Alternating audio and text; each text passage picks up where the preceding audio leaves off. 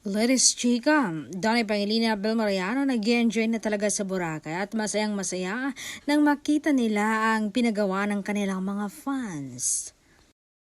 Na tore-tore na gawa sa buhangin at nandun nga ang pangalan nilang Don Bell at ang kanilang titulo ng kanilang movie na Tayo sa Wakas.